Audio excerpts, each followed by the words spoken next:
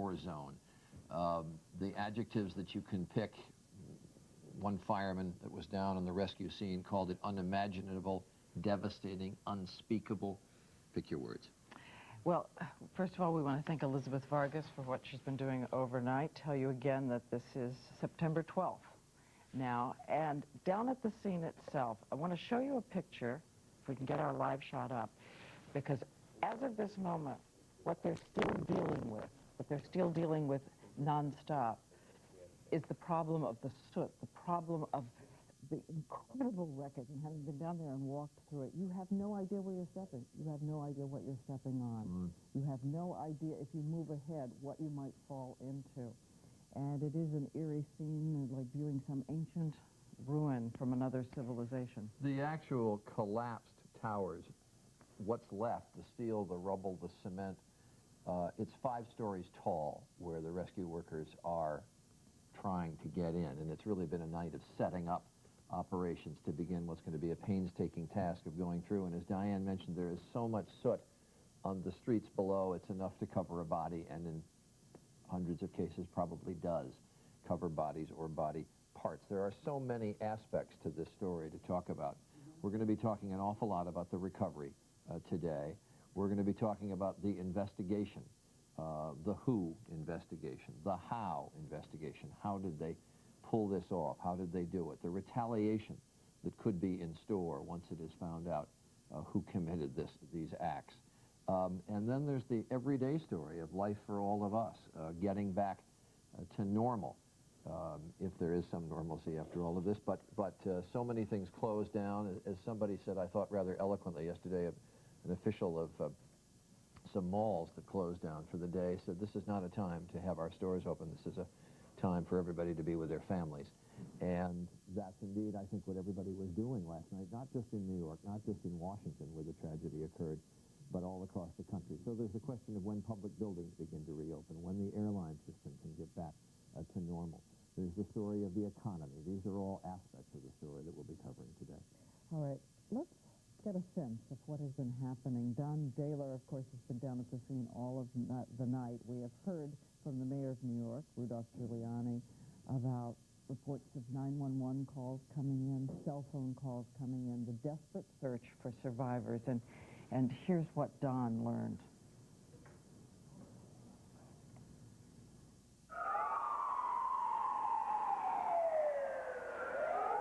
Throughout the night, NYPD and fire department workers continued their efforts, exhausted and distraught at the hundreds of their own still missing since the collapse, and discouraged at their inability to get in to help. It's got to be frustrating for you knowing that there are other firemen who are in that area.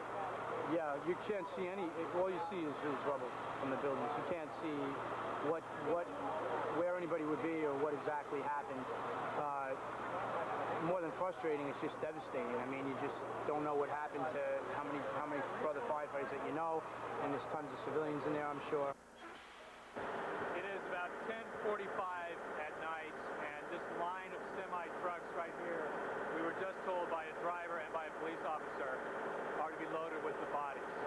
Half a dozen 50-foot-long trucks, a chilling hint at what the devastation rescue workers anticipate to find.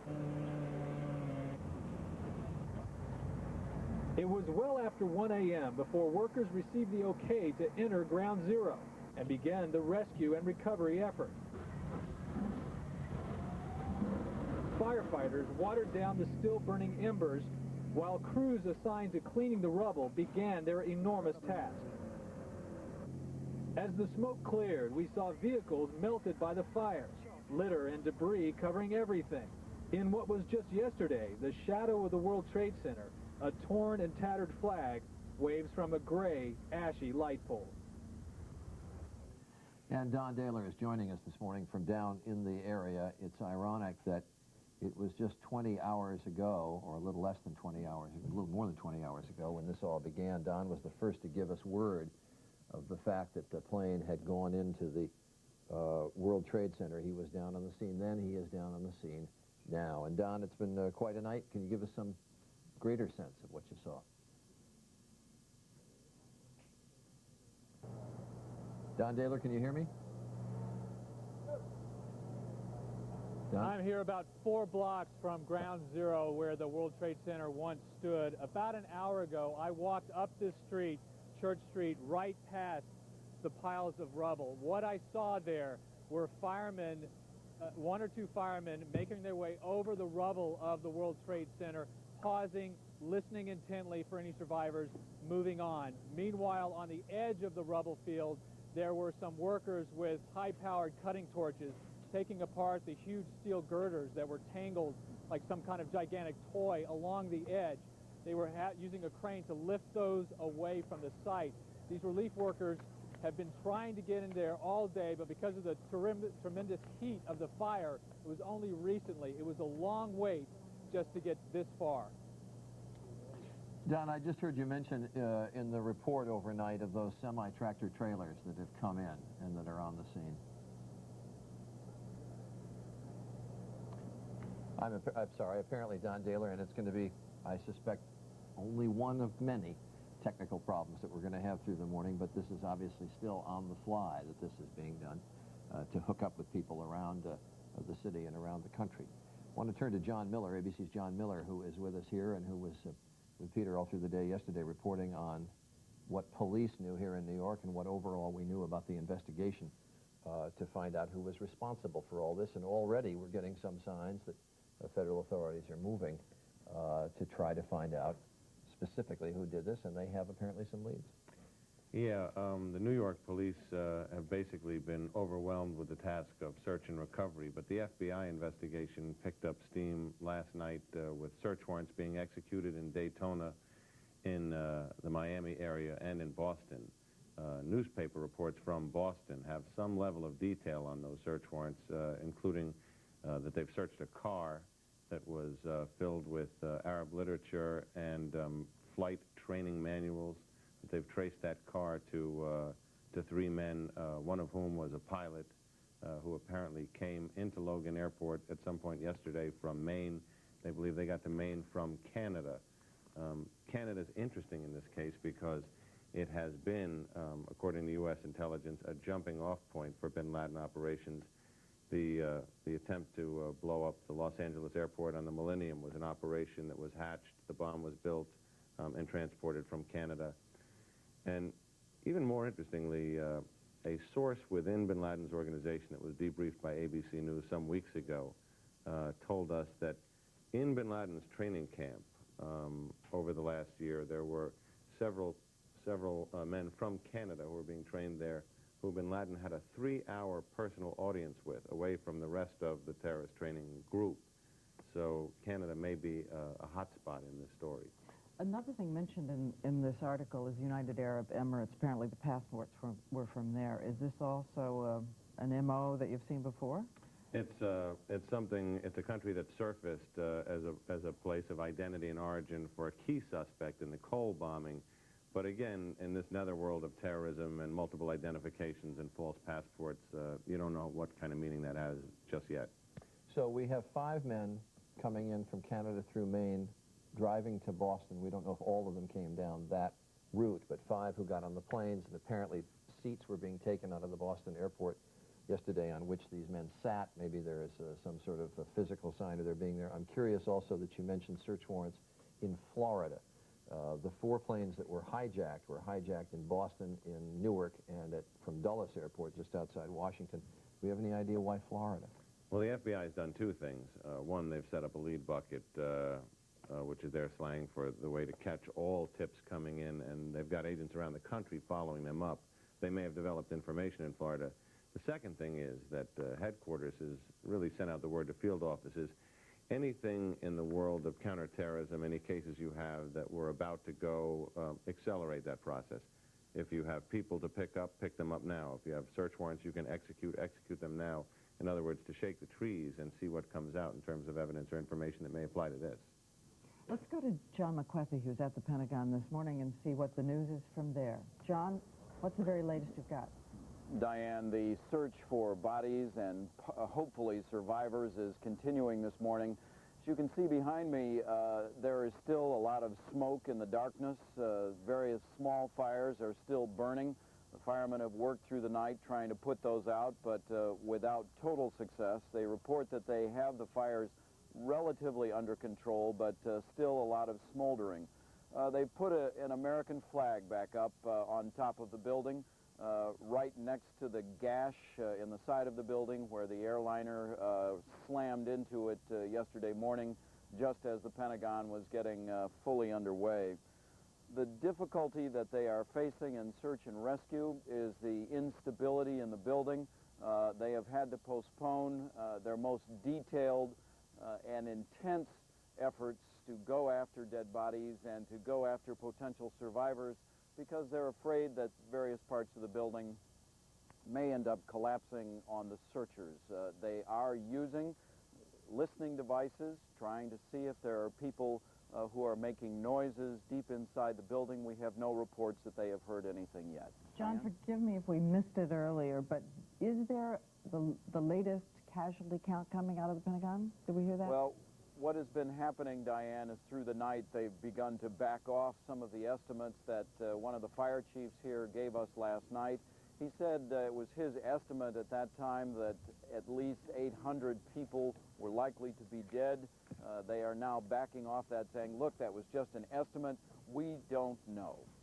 Yes, this question of casualties, obviously, is going to be one not only at the Pentagon, but here in New York, that we'll be discussing all morning long, and I suspect for many days to come, because of the amount of rubble that has to be sifted through here in New York is prodigious, and obviously what is being faced at the Pentagon, it's going to be some time, as John reports, before they're going to actually be able to get in to the site there.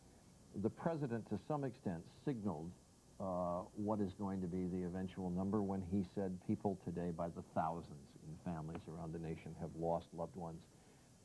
The toll is going to be horrific.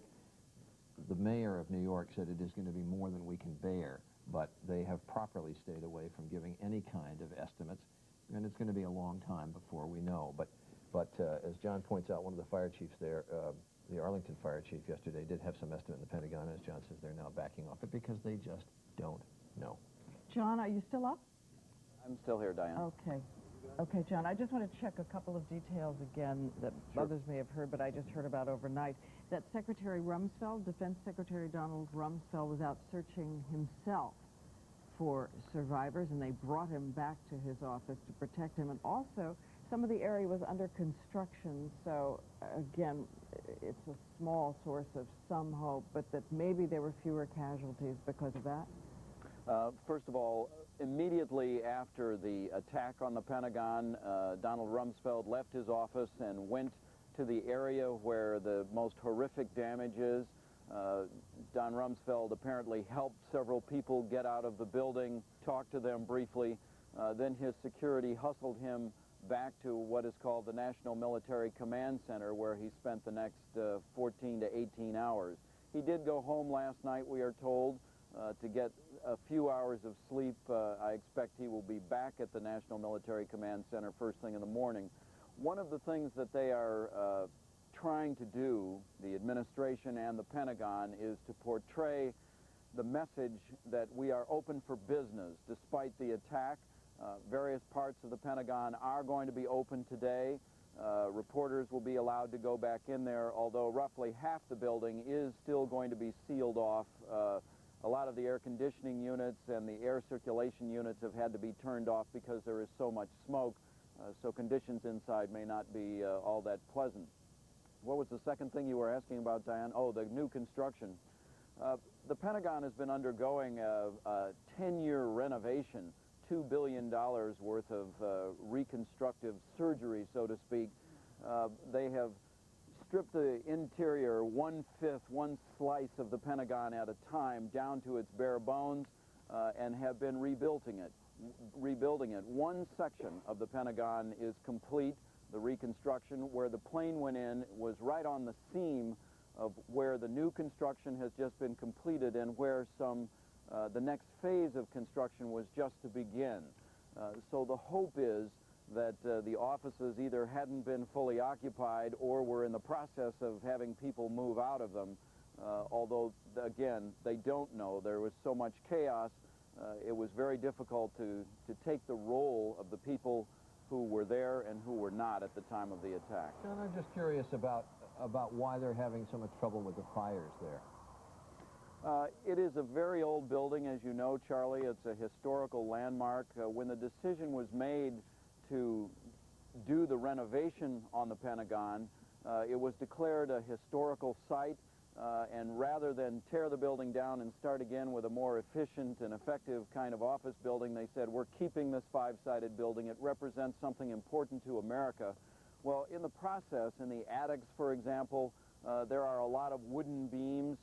It is space that no one goes into, and that is where the fires have been snaking their way well beyond the area of initial damage. And they've had a great deal of trouble as the fires have burned wooden beams and as they have burned insulation in keeping it under control. John, a final question right now. Again, refresh us about flight restrictions over the Pentagon. How far out some warning should have been sent that someone was violating Pentagon airspace? Diane, as someone who stands outside the Pentagon to talk to you, for example, on many mornings, there are airplanes flying directly over the Pentagon all the time. It is in the flight path for National Airport. The big jets tend to go along the Potomac River, which is at one side of the Pentagon, but smaller aircraft that use one of the cross runways at National Airport pass directly over the top of the Pentagon. I don't know how they could have prevented this, given the way that the flight paths do go directly over the building. All right, thanks. John McQuethy, who is joining us from the Pentagon, and we're going to be talking to throughout the morning on what is going on there. As you know, there were 4 planes hijacked yesterday. 2 came out of Boston, 1 came out of Dulles Airport outside Washington, 1 came out of Newark. The 2 flights that came out of Boston yesterday morning were both headed for the West Coast. And those flights both went into the World Trade Center towers. Those are the 2 planes that came south across the Massachusetts-Connecticut line and came down toward New York and plowed into the World Trade Center buildings. The plane that came out of Dulles was flown into the Pentagon, and the flight that came out of Newark was eventually crashed just outside Pittsburgh, or slightly southeast of Pittsburgh, and ABC's Dan Harris is standing by at the crash site. Dan? Charlie, good morning. This is Shanksville, Pennsylvania, 80 miles southeast of Pittsburgh.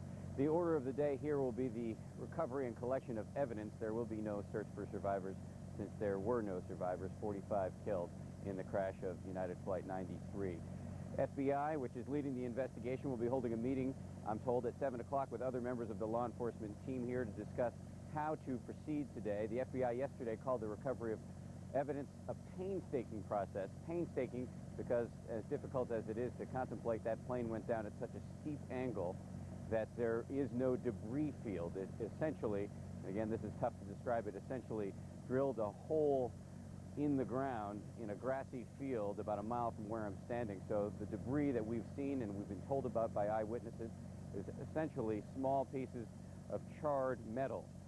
The primary goal today, as I understand it, will be to find the 2 black boxes, the so-called black boxes. That includes the flight data recorder and the cockpit voice recorder. Now, that cockpit voice recorder will be especially important because it could give investigators some flavor, some sense of what was going on in that cockpit. If there were terrorists that indeed went in there and took over the plane from the pilot, and what sort of accents, how they talked, what they were saying, that could be a big break in this case. And we're told by an aviation expert who was on the scene here yesterday that it is more likely that investigators will recover the black boxes here than it is at any of the other crash scenes, because those other crash scenes, those other planes are covered by mounds and mounds of rubble. This scene, much more easy to find those black box recorders. One estimate I've heard, it could take a day or 2, and it could, again, Charlie, be a big break in this case. Yeah, it's a very interesting speculation that's going on, not only in newsrooms around the country, but in living rooms around the country. As John Miller reported, the word out of Boston is that the car that was seized by federal agents there, that there were flight training manuals inside the car. So obviously these hijackers had some expertise in terms of flying planes, and probably were at the controls of the planes that went into the to the World Trade Center towers and probably into the Pentagon. And people were speculating where I was last night, which is interesting as to what happened with that plane that went down in Pennsylvania. Whether the hijackers were able to get the controls of that plane as well and just didn't fly it well because they were headed back toward Washington or Camp David for some possible target there, or whether the pilot heroically was able to crash the plane and keep them away from the controls, and perhaps that's what they'll find out when they get the black boxes down. Those are the two likely scenarios, Charlie. They did make a hard turn. The plane did make a very hard turn at around Cleveland, and it could be that with a pilot, an inexperienced pilot, a terrorist, as you indicate, could have lost control of the plane and crashed it. The other possibility, as you mentioned, that's been discussed widely here among some of the journalists and analysts, is that the pilot, the professional pilot, refused to give up control, and instead of taking it into a major urban area, crashed it, giving up his life and those people on board his plane, as opposed to bringing it into a major target in an urban area. Well, Dan, again, our thanks to you, and of course that story is one of many that came out of this phenomenon of cell phone calls that apparently were being made, and phone calls from planes, and we've charted at least 4 of them that we know about, which is a flight attendant calling from the plane, the first plane to crash into the World Trade Center, saying that 2 flight attendants had been stabbed and the perpetrators had broken into the flight deck. There's a son who calls his father to say that the plane had been seized by men with knives. 1 stewardess had been killed. There's another one. That was United Flight 175. I think it went into the 2nd tower. Another one, Barbara Olson, the wife of Solicitor General Theodore Olson, apparently called her husband twice and reported there were men on board with knives. And that was the flight that went into the Pentagon. That's right. And the passenger who called 911 to report that the plane had been hijacked, apparently hiding out in the bathroom. And that, again, is the flight that went down in Pennsylvania. So we know of cell phone calls that came from each of the planes, and the pattern seemed to be the same of the hijackers, their method of operation. They were using knives. Barbara Olson talked about box cutters. There were others who talked about regular knives that came out of shaving kits. 1 stewardess, apparently, or 1 flight attendant, apparently, when she called in, was able even to identify the seat on the plane where the hijacker, one of the hijackers, was sitting, which, of course, could have been a critical factor in identifying who it was. Well, let's go to ABC's Lisa Stark, who covers the aviation industry, and see what she's learned this morning. Lisa, good morning to you. Good morning, Shirley and Diane. I want to pick up on this theme about the knives on the planes that you're talking about. We do know from these calls that came from people on board the plane, on cell phones, on the airphones on the plane, that the hijackers were apparently armed with knives. Under FAA guidelines, it is legal to bring a knife on board a plane. It has to have a blade of 4 inches or less. Airlines and local authorities can make even stricter restrictions, but that is the federal guideline. That's to allow for pocket knives, even nail files, for example. But we are told that when flights resume today, and they are hoping to resume flights around noon Eastern time, when flights resume today, that one of the new security measures that will be put into place, as you can imagine, is no knives on airplanes. That's one of the things they will put into a place immediately, and they will also ban the sale of any things in the airport that are not allowed on a plane. For example, you will no longer be able to buy a knife, perhaps, at a store at the airport. So that is one of the first things they're going to implement.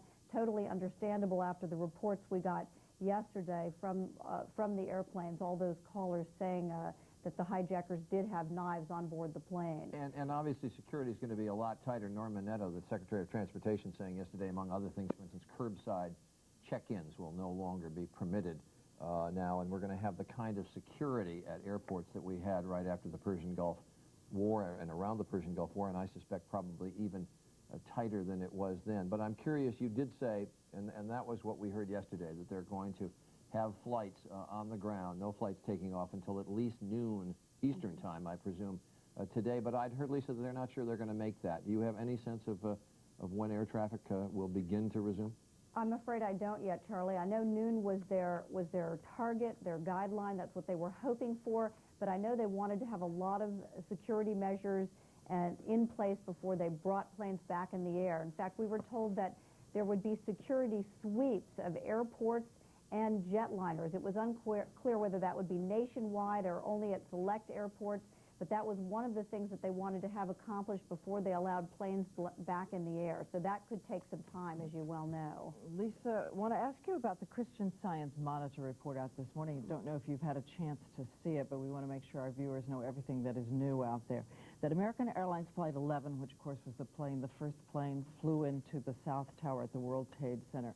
According to this report, the pilot of that plane turned on his radio, and air traffic controllers could hear someone in English, presumably the hijacker, saying, "We have more planes, we have more planes." And then another curious report in it, it says that the 4-digit hijack code, which pilots are to use, was not punched in.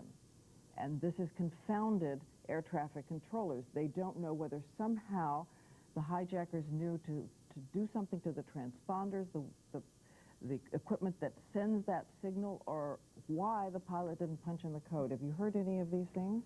I don't know about the report about the open radio and whether air traffic controllers were able to hear anything that was going on board that one American Airlines jet. I do know that we had sources yesterday on Capitol Hill which indicated that that code was not sent from the airplanes. So that would perhaps go along with what you're hearing from the Christian Science Monitor. There apparently is a code that pilots can squawk, as they say, and it lets air traffic controllers know that the plane is being hijacked. And we were told by members on the Hill yesterday who were briefed that that apparently was not done.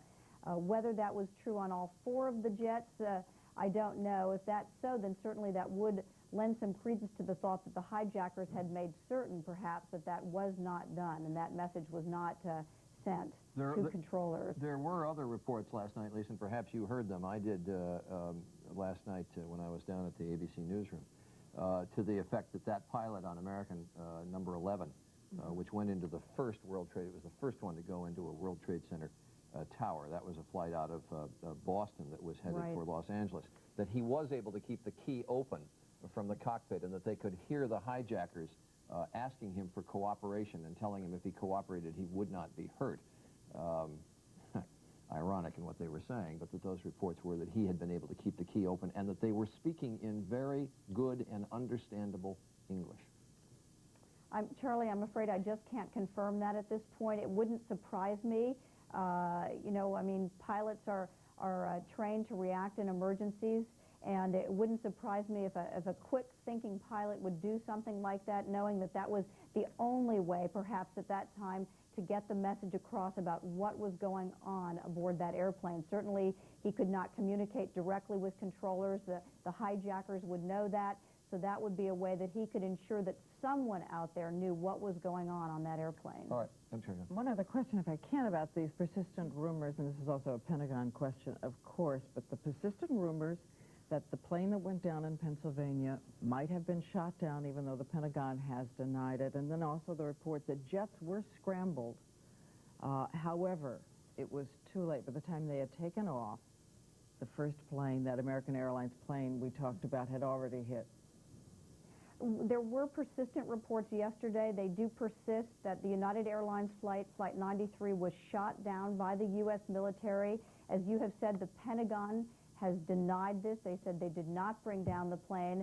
What we understand is that the plane, which took off from Newark bound for San Francisco, made a turn over Cleveland and headed back towards the East Coast. Now, we were told that at some point during that turn or after that turn, the pilot requested a change of clearance, requested a new flight plan, saying they were not going to San Francisco. They were, in fact, going to Washington, D.C. There is some thought among those who I've spoken with that perhaps there was another target in the D.C. area. We don't know what that might have been that the plane was aiming for. And I think this is where the speculation comes in and the rumors that perhaps the U.S. military, having no other choice but to take the plane out, did so. Again, we have no evidence of that at this time, except there are these persistent rumors and sources who have said that is the case, but the U.S. military, again, has denied that it had anything to do with the downing of United Flight 93. All right, ABC's Lisa Stark, who is in Seattle, Washington. And Lisa, thank you. We'll be checking back with you through the morning. I want to ask the control room, if we could, to show us the pictures there that you saw while Lisa was speaking, because these are pictures I suspect you have not seen. These are pictures you have not seen before. I had not seen them yesterday. This is the first tower, and a plane going into the first tower. And we were on the air yesterday, Good Morning America, at about 10 minutes to 9 when we got reports that this had happened, and you saw the aftermath of this.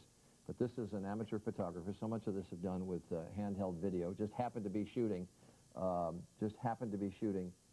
tower at the time and actually saw the first plane go into it. You're going to see those pictures again through the morning. But ABC's George Stephanopoulos is here, who has some new details, new information. That's right, Charlie. The UN is reporting out of Geneva, Switzerland, that they are relocating their temporary workers in Afghanistan. They have about 80 expatriate workers in Afghanistan. They are temporarily moving them out of the country. They're stationed in Kabul, Jalalabad, Mazar, Kandahar, Herat, and Faisalabad. They're all leaving the country, they say, as a precaution against any kind of strike. And again, we know people have heard this, but in case you're just joining us this morning, of course, it is the Taliban of Afghanistan who have come forward and said they deny that Osama bin Laden has anything to do with, but Osama bin Laden has been harbored in Afghanistan. And of course, what's important there is last night when President Bush spoke, he said he would draw no distinction between the terrorists themselves and the countries that harbor them, so those places will become vulnerable to attack. ABC's Claire Shipman is with us down in Washington. And Claire, you were saying last night, I was very interested in it, that you had talked to people who had gotten intelligence briefings, and that those who were giving the briefings, I presume from the CIA, but you can correct me if I'm wrong, were being very frank in using bin Laden's name as